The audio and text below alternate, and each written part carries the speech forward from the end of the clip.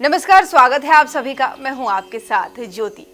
दोस्तों, जिस तरह से श्री कृष्ण जन्माष्टमी का उत्साह भक्तों में देखने को मिलता है, ऐसे ही राधाष्टमी का भी भक्तों को बेसब्री से इंतजार है।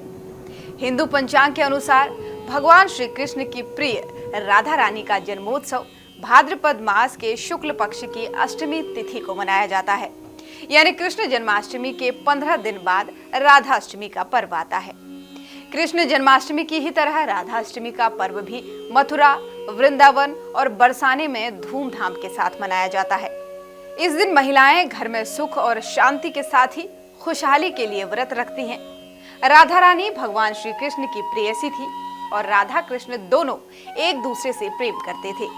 इसलिए कहा जाता है कि राधा का नाम जपने से भगवान श्री कृष्ण जल्दी प्रसन्न हो जाते हैं। राधाष्टमी के दिन व्रत रखने और राधा रानी के साथ श्री कृष्ण की पूजा करने से घर में धन धान्य के भंडार भरते रहते हैं। साथ ही भक्तों की सभी मनोकामनाएं भी पूरी हो जाती हैं।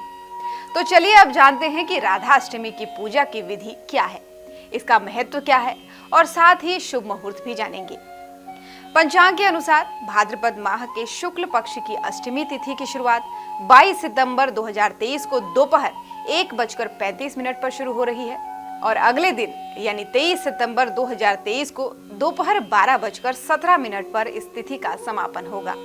उदया तिथि के आधार पर राधा अष्टमी का पर्व 23 सितंबर को मनाया जाएगा और इस दिन राधा रानी की पूजा दोपहर में की जाती है और 23 सितंबर को राधाष्टमी वाले दिन राधा रानी की पूजा का जो शुभ मुहूर्त है वो सुबह 11:01 से दोपहर 1:26 तक है। चलिए अब आपको बताते हैं आखिर पूजा की विधि क्या है। राधाष्टमी के दिन प्रातःकाल जल्दी उठकर स्नान करें और साफ वस्त्र धारण करें। इसके बाद तांबे या मिट्टी का कलश पूजन स्थल पर रखें और एक तांबे के पात्र में राधा जी की मूर्ति स्थापित करें। एक साफ चौकी पर लाल या पीले रंग का कपड़ा बिछाएं। उसके ऊपर राधा रानी की प्रतिमा स्थापित करें। साथ ही पंचामृत से स्नान कराकर सुंदर वस्त्र पहनाकर दोनों का श्रृंगार करें। फल फूल और मिष्ठान भी अर्पित करें और इसके बाद राधा कृष्ण के मंत्रों का जाप करें और कथा भी सुनें। साथ ही राधा कृष्ण की आरती भी अवश्य गाएं।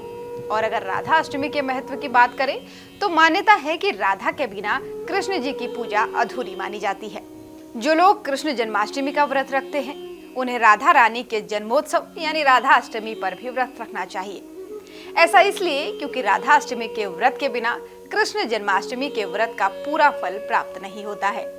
इस दिन व्रत और पूजन करने वालों को सभी सुखों की प्राप्ति होती है और इस दिन व्रत करने और विधि विधान से पूजा अर्चना करने पर भगवान कृष्ण और राधा रानी का आशीर्वाद प्राप्त होता है और आयु, धन, सम्मान, यश और सौभाग्य में भी वृद्धि होती है। जो लोग कृष्ण जन्माष्टमी का व्रत रखते हैं उनको राधा अष्टमी का भी व्रत जरूर रखना चाहिए। इस दिन व्रत और पूजन करने से सभी सुखों की प्राप्ति होती है और परिवार में सुख और शांति के साथ ही समृद्धि के योग बनते हैं। वहीं राधा अष्टमी के दिन राधा रानी और कृष्ण जी की पूजा की जाती है। पौराणिक शास्त्रों में राधा रानी को महालक्ष्मी का स्वरूप माना गया है और इस दिन लक्ष्मी पूजन करने का भी विधि विधान है। राधा रानी को भगवती शक्ति माना गया है और पूरे ब्रज क्षेत्र की वो अधिष्ठात्री देवी है। चलिए दोस्तों, अब आपको राधा अष्टमी की कथा भी सुना देते हैं। राधा माता गोलोक में श्री कृष्ण के साथ रहती थी। एक दफा कृष्ण भगवान को गोलोक में राधा रानी कहीं नजर नहीं आ रही थी।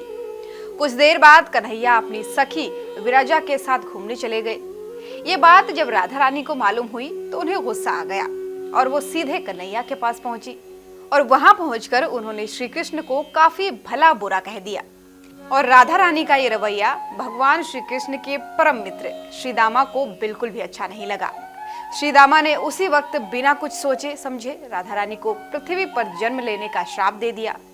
वहीं राधा को इतने गुस्से में देखकर श्री कृष्ण भगवान की सखी विराजा भी नदी के रूप में वहां से चली गई। राधा ने श्री दामा से श्राप पाने के बाद उन्हें राक्षस कुल में पैदा होने का श्राप दिया। राधा जी द्वारा दिए गए इस श्राप की वजह से ही श्री दामा का जन्म शंखचूड़ दानव के रूप में हुआ। आगे चलकर वही दानव भगवान विष्णु का परम भक्त बना। और दूसरी तरफ राधा रानी ने पृथ्वी पर वृषभानु के घर पुत्री के रूप में जन्म लिया और राधा रानी का जन्म वृषभानु जी के घर में तो हुआ, लेकिन उनकी पत्नी देवी कीर्ति के गर्भ से नहीं। दरअसल जिस समय राधा मैया और श्रीदामा ने एक दूसरे को श्राप दिया था, तभी भगवान कृष्ण ने कहा था कि राधा, आपको वृषभानु जी और देवी कीर्ति की पुत्री बनकर पृथ्वी पर रहना होगा। मनुष्य के अवतार में आपका एक वैश्य से विवाह होगा और वो मेरे ही अंशावतारों में से एक होगा। इस तरह आप पृथ्वी पर भी मेरी ही बनकर रहेंगी, परंतु हम दोनों को बिछड़ने का दुख सहना होगा। इसके बाद श्री कृष्ण ने राधा जी को मनुष्य योनि के रूप में जन्म लेने की तैयारी करने के लिए कह दिया और फिर संसार के सामने वृषभानु जी की पत्नी गर्भवती हुई। जिस तरह एक बच्चा दुनिया में आता है, ठीक वैसे ही देवी कीर्ति का भी प्रसव हुआ। लेकिन असल में राधा माता का जन्म देवी कीर्ति के गर्भ से नहीं हुआ था। भगवान की माया से उनके गर्भ में वायु भरी हुई थी। देवी कीर्ति ने उसी वायु को जन्म दिया और इस दौरान उन्हें प्रसव पीड़ा हो रही थी और वहां राधा माता के रूप में एक प्यारी सी कन्या ने जन्म लिया। भाद्र मास के शुक्ल पक्ष की अष्टमी के दिन राधा मैया का धरती पर जन्म हुआ था। तभी से हर साल इस दिन को राधाष्टमी के रूप में मनाया जाता है। तो दोस्तों, इसीलिए कहा गया है कि क्रोध एक बुराई है और क्रोध का जवाब क्रोध में देने से बातें और खराब हो जाती हैं। इसके कारण कई दुविधाओं का सामना करना पड़ सकता है, इसलिए आपको भी बिल्कुल क्रोध नहीं करना है। अगर वीडियो में दी गई जानकारी आपको पसंद आई हो तो कमेंट में राधे राधे जरूर लिखें। साथ ही चैनल पर अगर नए हैं तो सब्सक्राइब करना बिल्कुल न भूलें। धन्यवाद।